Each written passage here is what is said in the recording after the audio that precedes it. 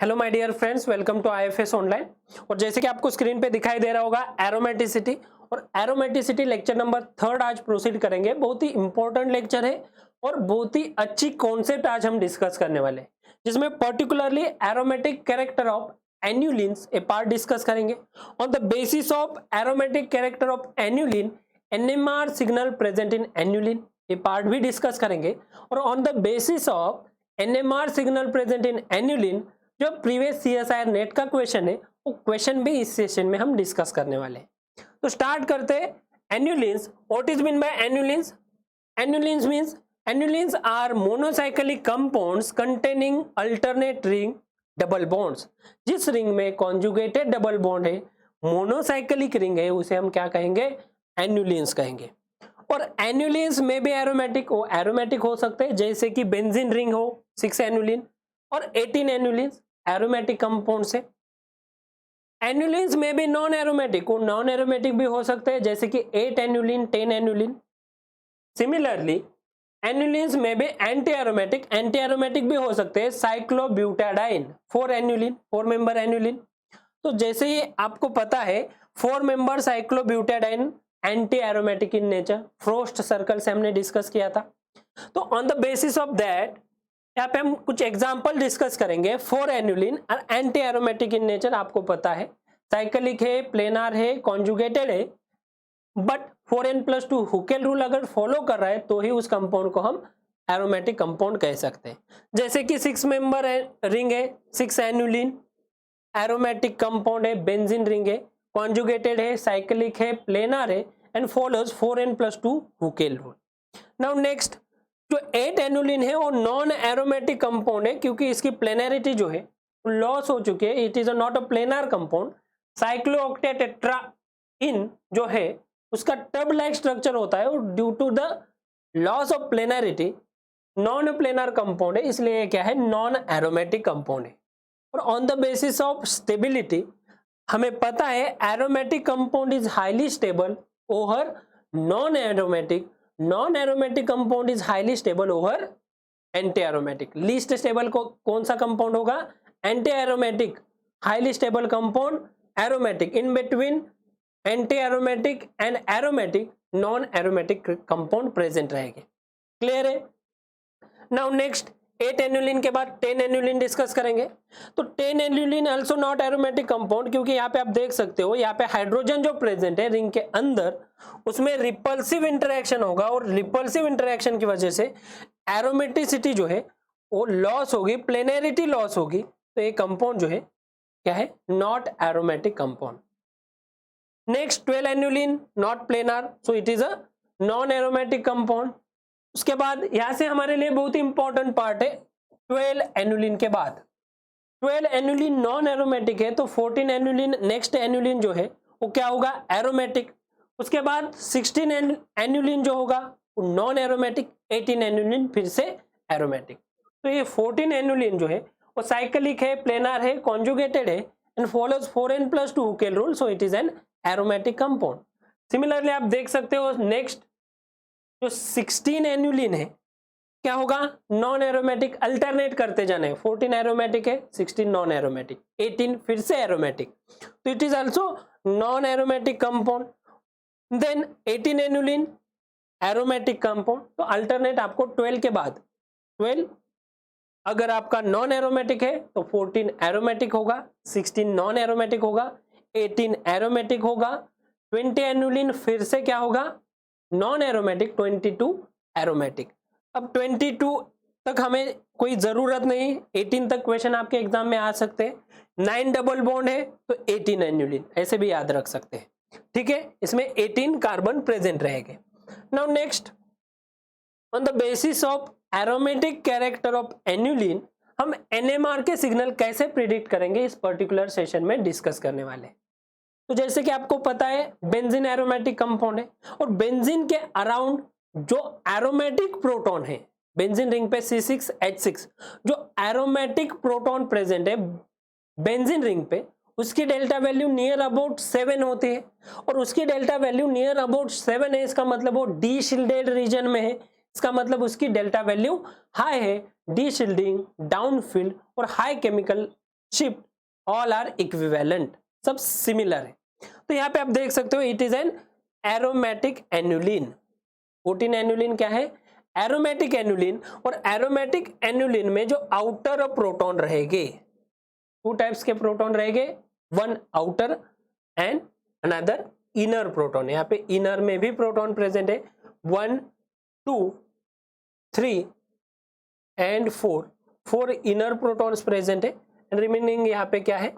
Outer proton present है। Two kinds of signal present in all annulenes, जैसे कि 14 एनुलिन्स, 12 एनुलिन्स के बाद। तो ये जो दो सिग्नल दिखा रहे हैं उसमें से डेल्टा वैल्यू हाई कहाँ पे होगी और डेल्टा वैल्यू कम कहाँ पे होगी वो हम डिस्कस करने वाले। और on the basis of delta value किस टाइप का क्वेश्चन आया था वो क्वेश्चन भी यहाँ पे हम डिस्कस करेंगे। तो यहाँ पे देख सकते हो 14 एनुलिन जो है एरोमेटिक कंपाउंड है और एट अ लो टेम्परेचर, सबसे इंपॉर्टेंट क्या है? लो टेम्परेचर में two different kind of proton और two different kind of signal यहाँ पे प्रिडिक्ट होने वाले हैं इन 1H NMR सिग्नल्स। तो यहाँ पे जो टू काइंड्स ऑफ प्रोटॉन है, outer as well as inner, उसमें जो इनर साइड प्रोटॉन है, जो रिंग के अंदर प्रोटॉन है, उसकी डेल्टा वैल्यू अलग रहेगी। और जो आउटर साइड प्रोटॉन है, रिंग के आउटसाइड में प्रेजेंट है, उसकी डेल्टा वैल्यूज डिफरेंट रहेगी। तो इसमें जो आउटर प्रोटॉन है उसकी डेल्टा वैल्यू क्या होगी? एरोमेटिक कंपाउंड में आउटर साइड प्रोटॉन की डेल्टा वैल्यू क्या होगी? हाई होगी। इतना ही याद रखो बस, दैट्स इट। आउटर प्रोटॉन की डेल्टा वैल्यू एरोमेटिक कंपाउंड में हाई होगी। जहां पे डेल्टा वैल्यू हाई है उस रीजन को हम कहेंगे deshielded reason.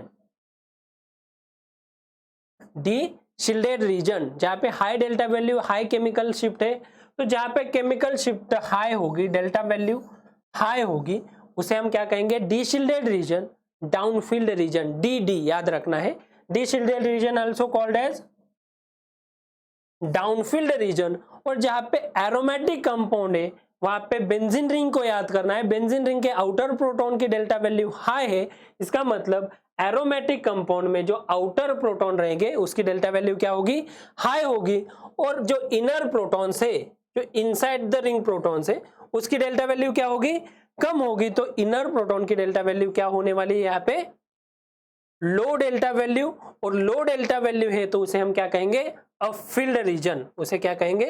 अपफील्ड reason, shielding reason.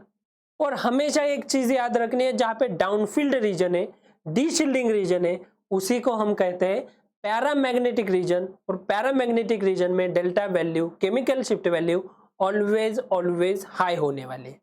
तो ये जो आउटर प्रोटॉन्स है उसमें केमिकल शिफ्ट हाई है, डेल्टा वैल्यू हाई है, इसका मतलब ये क्या है? Paramagnetic region. और एरोमेटिक कंपाउंड के अपोजिट रहेंगे नॉन एरोमेटिक एनुलिन। तो नॉन एरोमेटिक एनुलिन में भी two kinds of proton present है, outer proton as well as inner proton. जो इनर प्रोटॉन है उसकी डेल्टा वैल्यू क्या होगी? हाई डेल्टा वैल्यू होगी, ज्यादा डेल्टा वैल्यू होगी, क्योंकि नॉन एरोमेटिक कंपाउंड है। ठीक है, नॉन एरोमेटिक कंपाउंड में इनर प्रोटॉन की डेल्टा वैल्यू हाई होगी, पैरामैग्नेटिक रीजन होगा। एंड एरोमेटिक कंपाउंड में आउटर प्रोटॉन की डेल्टा वैल्यू हाई होगी, उसे हम पैरामैग्नेटिक रीजन कहेंगे। तो इनर प्रोटॉन की डेल्टा वैल्यू अगर हाई है तो आउटर प्रोटॉन की डेल्टा वैल्यू क्या होगी? लो होगी, उसे हम क्या कहेंगे? Low delta value upfield. High delta value deshielded region downfield, इसे डाउनफील्ड कहेंगे, इसे अपफील्ड कहेंगे। दोनों में देखो, जो लो डेल्टा वैल्यू है उसे हमने क्या कहा है? लो डेल्टा वैल्यू को अपफील्ड कहा है। ठीक है, तो उसके बेसिस पे ही हमारे प्रीवियस ईयर में क्वेश्चन आया था, वो क्वेश्चन भी डिस्कस करेंगे। अब 14 एनुलिन अगर एरोमेटिक है तो 16 एनुलिन क्या होगा? Non aromatic. 18 एनुलिन क्या होगा? फिर से एरोमेटिक।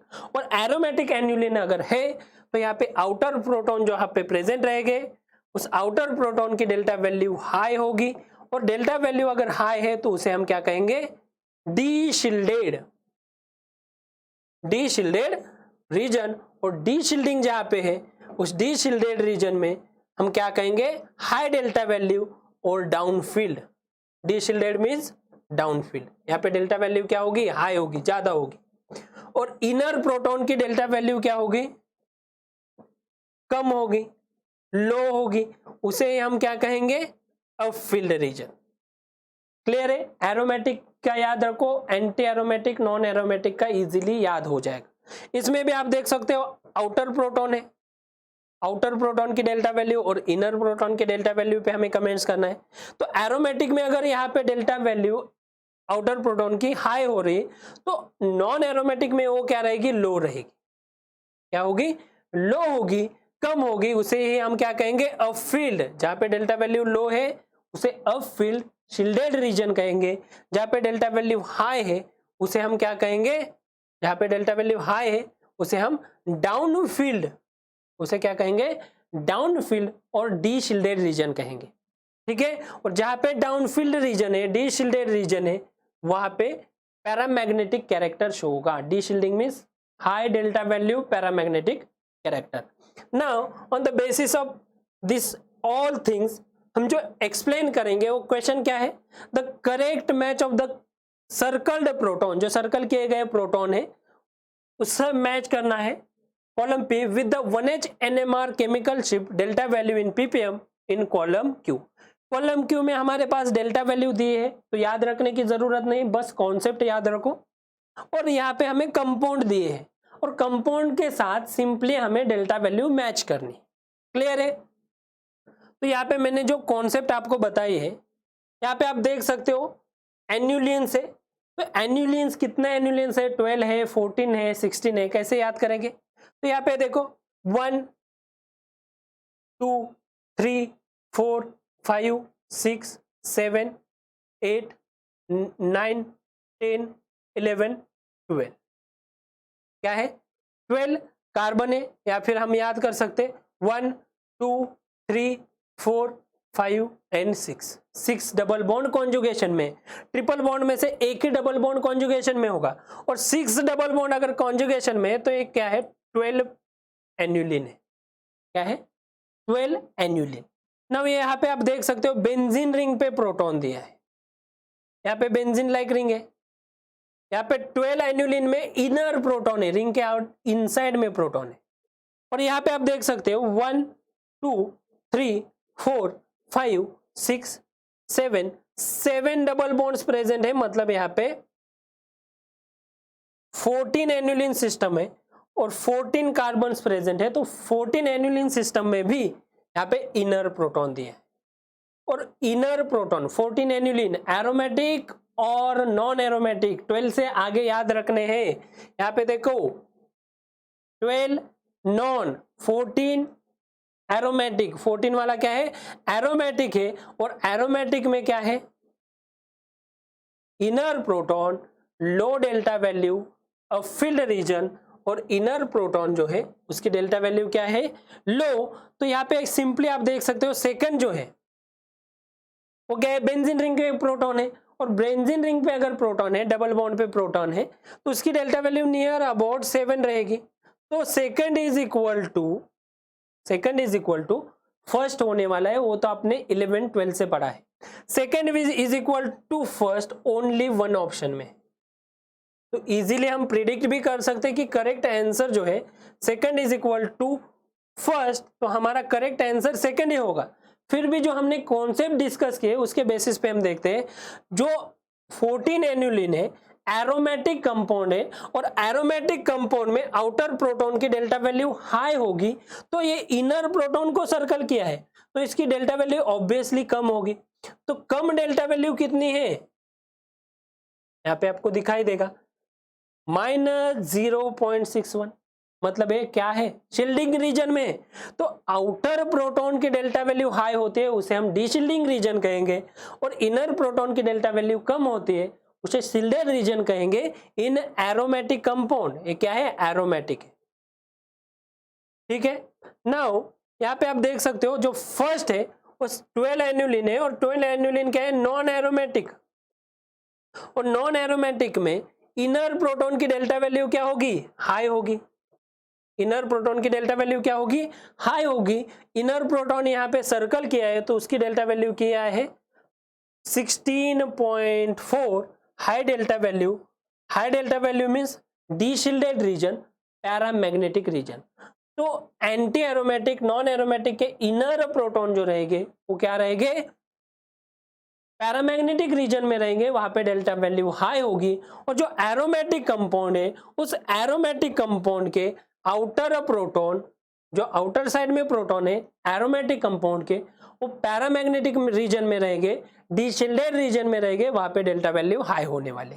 तो इसका करेक्ट आंसर क्या था, आंसर तो आपने प्रिडिक्ट कर ही लिया है। तो इसका correct answer option number second answer हमारा करेक्ट था। तो आज के पर्टिकुलर सेशन में हमने डिस्कस किया aromatic character of annulene, on the basis of aromatic character of annulene हमने डिस्कस किया match the NMR signal with annulene. NMR signal annulene के प्रोटॉन के साथ कैसे मैच करते हैं वो भी हमने डिस्कस किया। ठीक है, 4 मार्क का क्वेश्चन था। CSIR नेट दिसंबर 2017 रिसेंटली क्वेश्चन आ चुका है। इस टाइप के क्वेश्चन आपके एग्जाम में आ सकते हैं, चाहे वो CSIR नेट की एग्जाम हो, गेट हो, सेट हो या फिर MSc एंट्रेंस एग्जाम हो। ठीक है, तो यहाँ पे हम स्टॉप करते हैं। Thank you so much for watching. और सबसे इंपॉर्टेंट थिंग, अगर आपने चैनल को सब्सक्राइब नहीं किया है तो जल्दी से जल्दी चैनल को सब्सक्राइब करना है।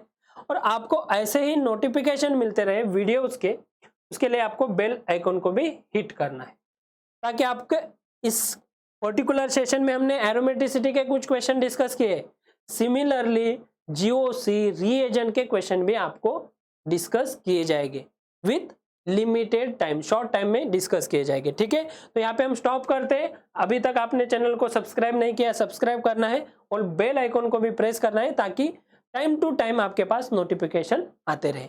ठीक है, thank you so much for watching. यहाँ पे हम स्टॉप करते हैं। Thank you so much, happy learning और पढ़ाई करते रहना है। ठीक है, थैंक यू सो मच।